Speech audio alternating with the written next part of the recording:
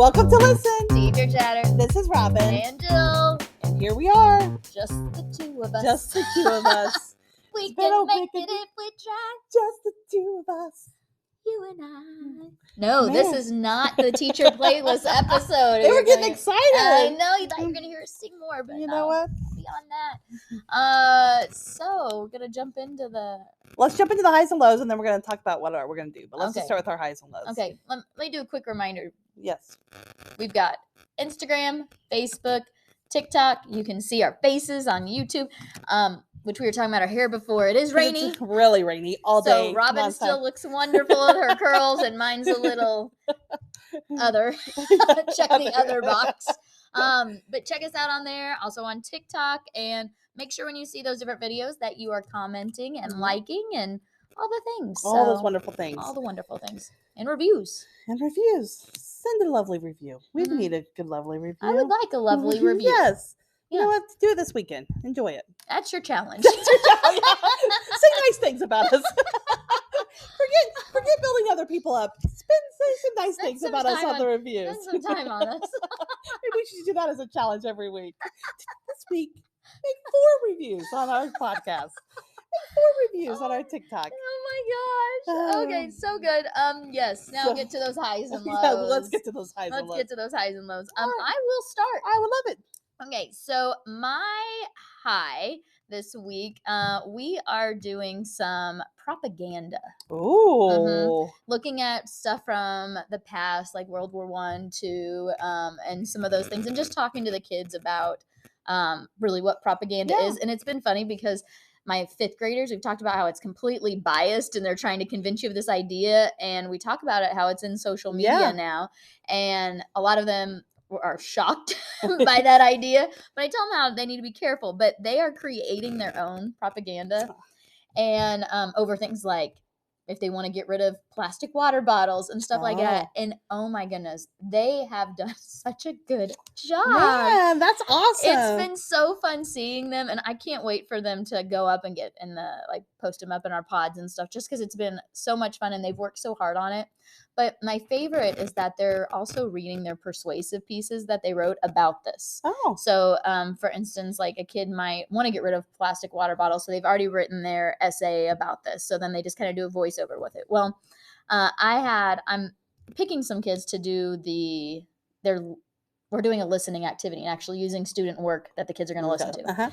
And I was talking to a kid about it, and one of my boys who at the beginning of the year, literally would come to me like, I hate writing. I'm not doing any more of this. And he'd have 3 sentences down. I'm like, so that's not a full story. You're like, thanks for playing. Yeah. Try again. And he has had such a great turnaround, but he came up to me and he didn't like reading out loud or anything and he said, Mrs. Weedle, would you use mine? Aww. He's like, that would be really cool if you would use my piece for people to listen to. And I looked at him and I go, oh my goodness. You're like, yes. I was so yes, excited I will. because I was like, this is just a complete turnaround in where you want the kids. And so I was excited to see all of the stuff that they've been working on, but that was just a little extra for me. My low is that now this is the first year I've been back in a building where I get to see my kids from the years past. And so one of the things, and I think there's good things that come with it, but sometimes I find some of my former students in a place like ISS. A place you don't want to see them. In the office. And one of the things that I like about it is that I like to think that I'm a relationship teacher. Yes. So when I see those kids and they see me, their eyes get big instantly because they know I'm not going to walk away and be like, okay, haha, And so I will walk and I will sit next to them and we'll have a conversation about it. But my low with it is when you release your kids to that next place and you don't see them making such great choices. And one of them I was talking to and kind of just walked away at one point in the middle of what I was saying. And I was like, hold up. And I brought the kid back and I was just like he was, they're pretty cool. Yeah. Right. And that's what he was trying to be like. I'm too cool. I don't need to listen I don't need to listen to you. And then when I was like, come back. And I said, I was like, you and I had a great relationship last year. I said, I'm really disappointed that you would walk away from me when I'm talking to you like that. And I saw a little glimpse of like, oh, I'm sorry, you know, and he was still trying to play a little cool. But the low for me is just like knowing that they're not with me anymore. And I know you have to release. And so you pray that like they get to the right people and they start making some better decisions. But it's hard when you see those kids that you know have so many great things not reaching their potential, and it is out of your hands at that point. And they are in great hands. It's just, it's hard. Yeah, you know? It is hard. So that's my low for this week. So I actually hate that too. Yeah. So my high is I'm going to talk about spring break. My girls and I and my mom and my aunt and a friend of mine, we went to Chicago on a girls trip. Oh, I didn't know it was just a girls. It was all girls. We look, you know, he's a warrior, so he kind of sucks the joy out of things some once in a while, you know. So we said, Dave, you don't want to go to Chicago because he thinks it's unsafe. So it probably is. But I was like, you would worry. Why don't you stay home? We'll just go. And so I'm sure he worried at home because all of us were there. I think I got like 32 texts that says, you have precious cargo. Remember, you have precious cargo. But we had the best time. We saw so many wonderful things. We were only there 4 days. But we just laughed. We had fun. We got the water. The Chicago River was green for St. Patrick's Day. We saw the beach. I mean, we just did everything, and we had such a great time together. And my oldest doesn't live at home, and so we don't. So just to be with her for 4 days and be a part of us, that was so fun. So that was a great thing. That's a good time of just refreshing. It is just to get away. And then we came home and Dave took off the rest of the week, so we went to Arkansas for several days, so we had fun with him too. Just partying it up. We were living our best life. Whoa. We were living our best life. My low is coming back to school is so hard after a fun week. And the time change. But I do love it light outside at night. It's not that. It's the fact that I didn't change my lifestyle. I know. And I was staying up too late and getting up later, and then it's awful. I'm so tired. I am so tired. So that is my low of getting back in the time change and just having to get back into a routine. And I feel like I just could take a nap all the time. I'm so tired. So, and then we've had horrible rain this week, so that does not work nicely. Wipes you out too. So I'm ready for this new week. I'm ready. We're back into routine. I know this week will be better, but yes. So there we go. We're ready because we're on fourth quarter. That's crazy. Fourth quarter. Can you believe that? I don't even know where this year went, honestly. It has gone by so fast. Weird. Yeah. I guess is it because we're getting older? No, that can't be it. It's just time. No. Time has moved faster. All right, so we're going to talk about what we're doing this. So we have had several people has came up to Jill and people have came to me and said, hey, we've listened to a lot of your podcasts this last month. Yeah. And there's just a lot of things that we were wondering, like, what were your thoughts when different people asked you questions and topics that came up. And so we thought, you know what? We'll go back and address kind of our thoughts on things, because we are always thankful for all our guests that make time for, and we have really tried to think outside the box this season of bringing people that aren't just educators to come out. And so we have loved that, and we love having a different view on things. And honestly, it's challenged me as a teacher, as a parent, as people in school systems to kind of think outside the box and really think about things. But we also wanted a chance to say our feelings about some of them. Yeah, and I think the part of it is when you have a guest on your show, like Robin and I are never going, like, we're kind. We're wooers, right? Yes, we're wooers. So we're not, and we don't want our podcast to ever be some negative aspect where there's arguments or anything like that. And we want our guests to feel welcome and like they can share. But obviously, we don't know what our guests are going to say. And though we are good on our feet, and we can say a lot of things, sometimes we're like, oh, what? And then we'll even listen back and go like, oh, like that was interesting. And so, we just thought this would be a good opportunity for us to address a few things that have and also just to kind of talk about some topics that we probably could actually be their own show actually sometime, but just our thoughts on it and kind of where it comes from a public educator, how we think things are. And so we thought we made a list of things that we kind of wanted to talk about together. And we thought we'd just welcome you in to listen to our talking. Yeah. So, pull up a chair. Pull up a chair. Get comfortable. Or you may not. Keep driving. That's right. Don't lay back. Keep your eyes on the road. All right. So, you ready for our first one? I'm ready. Let's go with Burleson. Okay. The thing with Hay, and he brought up about charter schools. Okay. Yeah. Because this is actually a really hot topic. Yeah. And it's a thing that you always hear talk about it. And for some people, which I would say most educators will know, but charter school is where the what people want to push is if the school district, the state would give you, or I guess it's the state, I don't know. They give you amount of money so you can either pay to go, it goes to the public school, or you could go to a charter school, which is a private school. So, is that correct in my thinking? I mean, I think you're on the right track with it. I don't know that I've ever really looked it up, but I know that a lot of times they end up taking the funding from your public schools, and they don't have the same restrictions that a public school would have with their funding. So, like if a student gets $10,000 to come, like you get $10,000 to go to pay for education. Did you look this up? I know. Be like, do we need to look up actually what a charter school? Yes. So that $10,000 would go to the charter school to pay for the education. I feel like that's it. Okay. All right. Maybe this is why we don't have these discussions, because we really have no idea what we're talking about. Okay. I got some background knowledge on this. What charter school?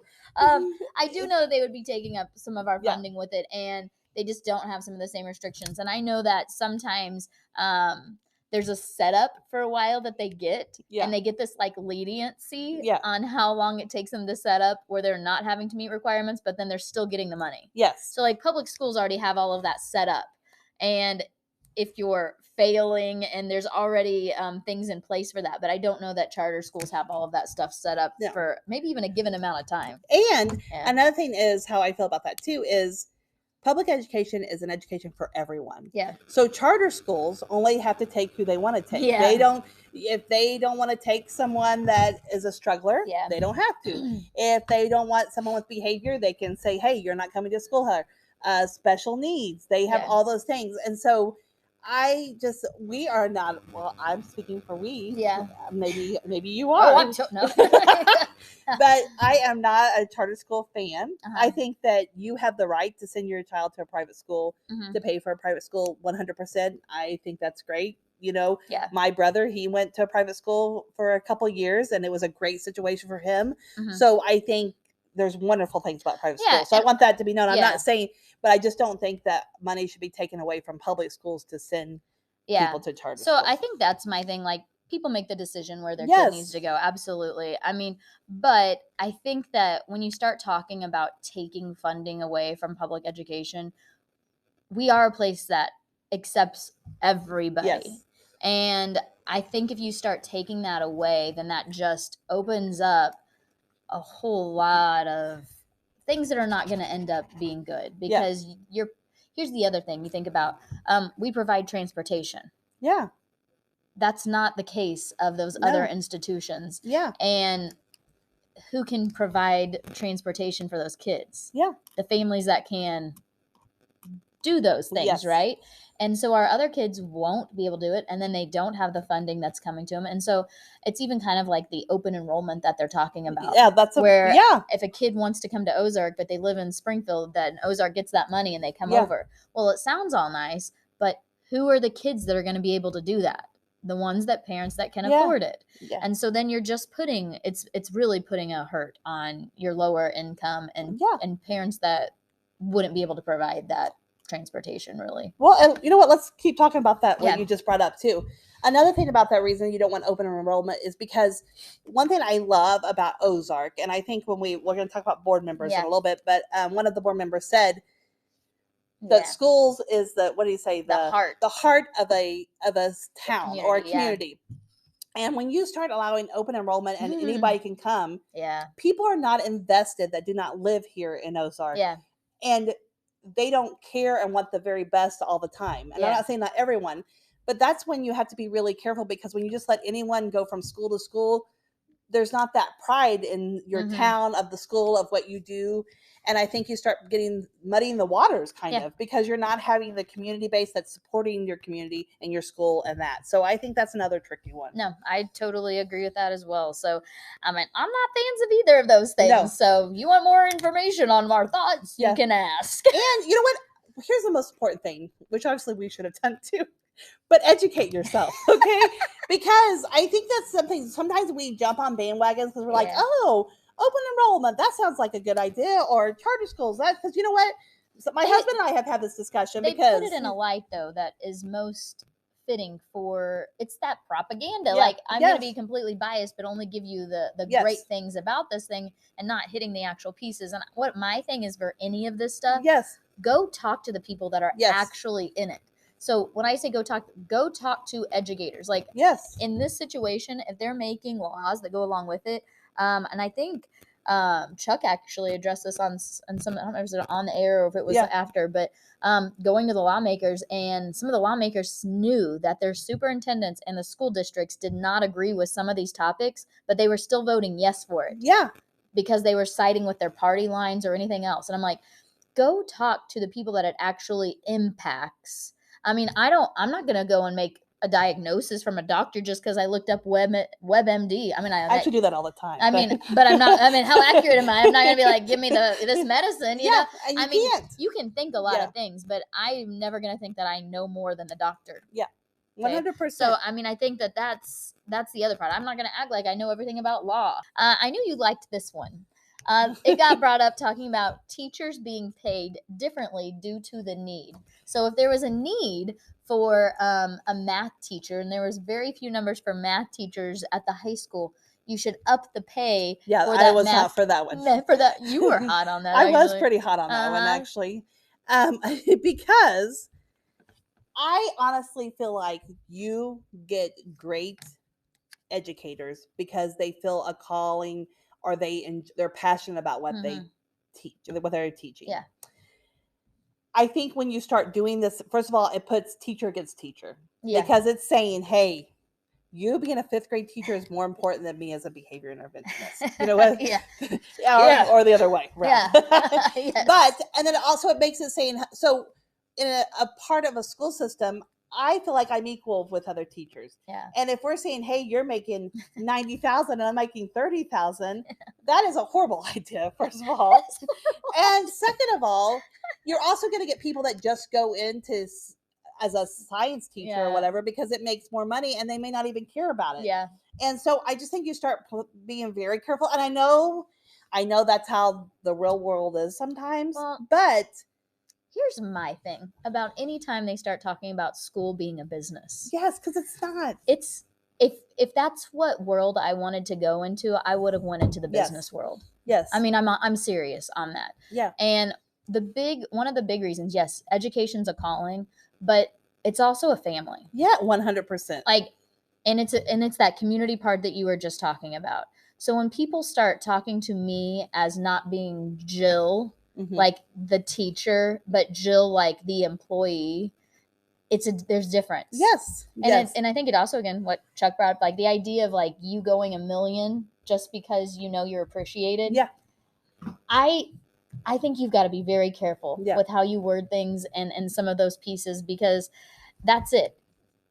Education's not it's not like most other, and there's maybe things that aren't great about that, and I guess people talk about, well, maybe that's why you're not being paid like the rest, but we're all very educated individuals. In fact, probably some of the most, because we're literally teaching education. Yes. But I think that's, I mean, I agree with you on that piece, and I think it would cause a lot of turmoil with it, and I mean, yeah, teachers would move into different positions, just not because they like it, but maybe I can make a little bit more. And I mean, some people do that anyway in the education world. That's a whole nother topic. Yeah, that's a whole nother topic. How many listeners are we going to lose today? Well, I don't know. I mean, maybe we'll get some likes. Preach it. That's right. But I think that is the deal with it, is education is different. And I think the biggest part is that it is supposed to be more of a family. And we know there are decisions that have to be made for the good of the group. Yeah. Right? but we've got to remember the individuals. Yeah. Okay, so our next one that we're going to talk about is we had Chuck Martin come on, and he was a former MSTA president and had really good insight on a lot of pieces. And one of the things that we wanted to talk about was the idea of new teachers. Yes. Like how to get great new teachers into education, because we know a lot of people are steering away from that. And I loved his idea of thinking about the kids that we currently have. And actually, it's changed my mindset. Yeah. I've been looking at my 5th graders and even my own personal children. And because I don't like the idea of people saying, like, I hope my kid doesn't go into teaching. Listen, I felt guilty because, I have one girl that graduated and I have another one. And I said, whatever you do, don't go into teaching. I said that. And honestly, I'm with you. It made me feel guilty because I thought, I love my job. Why would I even say that to them? And but it is what we have done. Yeah, I know. And I feel horrible about that. Like it has challenged me. It challenged me just to think about in general. Like when we have these kids coming through our rooms, why wouldn't we just point out and say, like, you'd make a great teacher one day? And I've thought about that in my room the last couple of weeks. And so that's kind of been my challenge. It's not like but I know for me as a kid, if somebody would have said that to me, and I did have some adults like that let me help tutor some kids, and I was like, I felt joy in doing that. Yes. And it probably did help guide me. So why would I not be doing that? Because though there are hardships and hard things in teaching, there's that in every job. Yes. And why would I not want somebody great to be in this position one day? You know? I can't go at it forever. No. So somebody's going to take my spot. Eventually, I have to be replaced. I have to tell you, though. So, you know, my senior letters, right? Yes. So I had a parent email me this week, and I always ask for an update. And one of them said that their daughter's going into education. I think I actually had 2.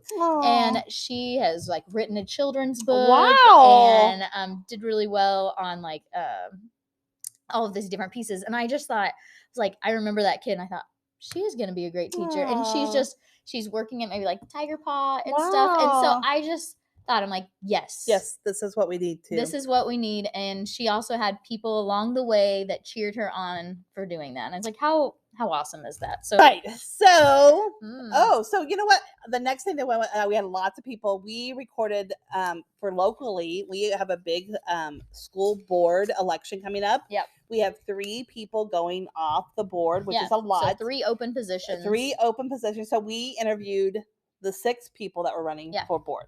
Yeah. And so a lot of people came and they're like, how was that? And a lot of them said, hey, I love that you did that. That really, it was interesting to watch. And Jill and I, when we were doing it, we had to admit, we're like, oh, do we do it? Do we not do it? And then we decided we would do it. And we're like, well, we're kind of nervous. We wonder if we don't know these people. Yes, and they don't know us. So I don't even think any of them really probably listen to us. So we just thought we would let you know our thoughts about that. Yeah. I actually really enjoyed doing that. I loved it. Yeah. I mean, for multiple reasons. Now, I will tell you, I cannot say that I agreed with all the things that some of them brought up, or even some of their platforms, let's say. But I've told everybody, I think all of them have a heart, like a good heart, and they want to do well. Yeah, I agree 100%. Some of the stances, or maybe how they're going about it, even beyond our podcast, I don't know about, you know, but, and that's why I told him, like, you just need to listen. I think you get a good idea listening to those people. But I think every time that somebody would walk out, we would be like, we really like them. Like, as people, we really liked each individual candidate. And I think what I love, and I think that's where it comes back, and we've said that a lot, even this one, is my husband is very much, he reads up on things. He knows where things stand. And so we are very good at educating ourselves when it comes to elections and what we believe. We, of course, we have kind of one political party, but honestly, we're not diehard political one. We read. Are you a constitutionalist? No, I'm just kidding. That's a party. Did you know that? I did know that was a party. But I do, we like to know about the candidate, what they believe, what they stand for. And we try to educate ourselves. And I think that's what I love that we did, is it gave us a chance to really hear what they think and kind of get to know them as a personal like personally one-on-one to see what they say. Because so many times we have gone, people go to, I have probably talked to probably 5 or 10 people that says, I don't even know who's running, just tell me who to vote for. And I was like, man, I was like, and not just about this, we have a mayor election that came up, and someone said that about the mayor, and I was like, listen, you don't want to just go and vote for just whoever. Like, this is who's representing you and who are going to make decisions. And even especially for a school board, I think sometimes people don't put a lot of thought and then think, oh, it's no big deal, I'm just going to vote for these 3 people. Yeah. But that's who's making decisions for your school system. Yeah. And kind of, and your job and for your children. And so I think for me too, sometimes it's like, how is it going to impact that person too? Yeah. You know, like, how invested are they truly in, like, for the school board one, for instance, how invested are they into the school? Yeah. You know, because I think that makes a difference. Because for me, I think about my children, like in Ozark, in our school, we create our curriculum, right, for our different content areas and stuff. And I'm hearing my sons coming up. I have a 7th grader that's went through, and I've got a 4th grader that's going to be there next year. And it changes how I do things. Oh, 100%. Because I know it's going to impact my child. Yes, 100%. You know, and so I think that that's the other piece of it. Not just with a school board, but any election. Yeah. How invested are those individuals within the community, within the school? Have you watched the PTA did a forum? Have you watched that? I have not. Well, you know, I started watching. I only got like 30 minutes because someone said, hey, Robin, I think you should watch it because you interviewed these people. And it was interesting because a lot of the same thing they said to us. But I loved because PTA asked, the first question was, are you a PTA member? No. And I was like, that's very interesting. And I'm not saying you have to be a PTA member, but it was interesting because I was thinking, it's kind of what you said. Are you invested? Right. Well, so those are just our thoughts, behind the scene thoughts of what we were thinking. I'm sure there was a lot more. I appreciate those people that came to us and said well, and I think that's it too. Like, we want to be unbiased in certain moments and stuff, but I had a lot of people who were like, I really appreciated you being willing to do these things, for whether it's the community or teachers in general. And they're like, but I also think it's probably hard for you not to talk at times. I'm like, and I had one say, good thing you have Robin there. So anyways, we appreciate all of our people that come out on guests. We know that they a lot of times don't know how it's all going to go either. It's a different kind of thing when you have Robin and I together and you're now having a conversation with us. So we definitely appreciate that. And listen, I think different views are very important to have. Yes. And I think it's important to have different people come on the podcast. And in your life, you should have people that do not believe exactly like you do, because it makes you a better person. It makes you question the way you think, so then you understand what is your feelings and why you feel the way you do. And just because 2 people do not agree on something does not mean one's right and one's wrong, or that one has to be hateful. No, or both have to be hateful about it, because each person is coming from the passion where they're coming from and what they believe, and that it's important to listen to both sides and just realize there is 2 sides to things. And just make sure that you're not being hateful, and that you educate yourself. And the thing is, we can think differently. That's okay. It's okay. Well, and I think when we were talking earlier too about some pieces, is just having that opportunity, right? Like, we can be in different committees and have differing opinions. We can be in a same department and have conversation and disagreements about stuff. I mean, one of my great friends is Krista Gore, that we do this podcast with, and we've had times where we have been on complete opposite ends of something, and I was like, I do not agree with you. Yes. You're like, I don't agree with you. And we can share those viewpoints, but then also realize, like, we're all working for the best and working for the good of whatever the topic may be. And so I hope that all works out with, thinking about our board members and all the different topics that we had, because we've got politicians, we have people lobbying for teachers, we've had all of it lately. And so I hope that everybody just remembers the heart of it. Yes. And who it really impacts with the decisions that they're making. So. And educate yourself. Yeah. That's all I ask. Educate yourself. Yes. All right. So my little scripture and encouragement for this week is Toby Mack posted this on Facebook. You know, Toby and I are like this. I know. You're like best friends. Yeah. Got his number in your phone. We'll use it next time we call people. Just I like to call him Tobe. So, you know, but it says, God will bring you out of situations you got yourself into, and he won't hold it against you. And this was just such a great reminder. And I love it because sometimes when we do things, we get ourselves in situations, we are so discouraged and we think, oh my gosh, we can never overcome this. And I'm not worthy of the things I've done, or all those things. But the thing is, we have a God that will drag you out of that, and he doesn't even think anything of it. And I love the scripture, James 1:2-4. Count it all joy, my brothers, when you meet trials of various kinds, for you know that the testing of your faith produces steadfastness. And let steadfastness have its full effect, that you may be perfect and complete and lacking in nothing. So we go through hard times, and it's kind of like this. I thought about what we talked about here is that sometimes there's things in our life that we have to go through, and we have discussions, and we meet people, and we have controversy, and we have disagreements. But there's a reason we do those things. We do those things, and that God will never look back and blame you for what you've done and look at you differently for the things you've done. And that is such a discomfort to me, knowing that. Absolutely. So our challenge this week. Anyway, so we thought, because we have done a lot about school board members, and we have a lot of school board members that are leaving this next month that have dedicated a long, many years. And there's a lot of districts out there right now that have the same situation, right? So find a school board member, or do all of them. Probably would be awkward if you just did one, but if you wanted to just You're only Facebook friends with one, I guess pick that one. That's right. But just email them and let them that you appreciate them. And I love what you said earlier. It doesn't mean that you've agreed with everything they have done, or you agree with everything that they represent sometimes. But these people have volunteered many hours. And, I work with a wife of a board member, and she said people don't realize like how many different meetings they have to go to, and how late they stay, and how many special board meetings they have.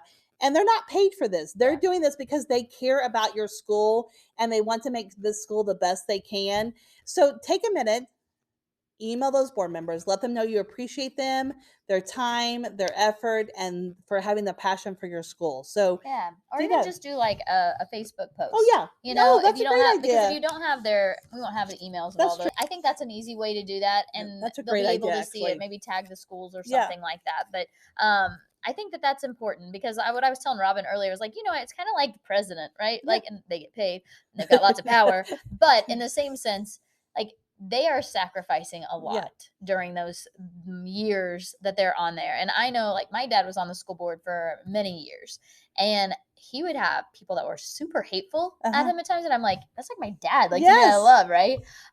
About decisions that had been made, whether he voted this way or that way. But then I also remember him coming home at like 11 o'clock at night or later at times, trying to figure out what was the best thing to do for the kids and for the school district. And so, I think it's very important just to, I love that challenge for this week. And another thing about school board is, there's a lot of times that things are behind closed doors that they can never talk about, or we don't know the whole story of why they made that decision because of laws and privacy acts and stuff like that.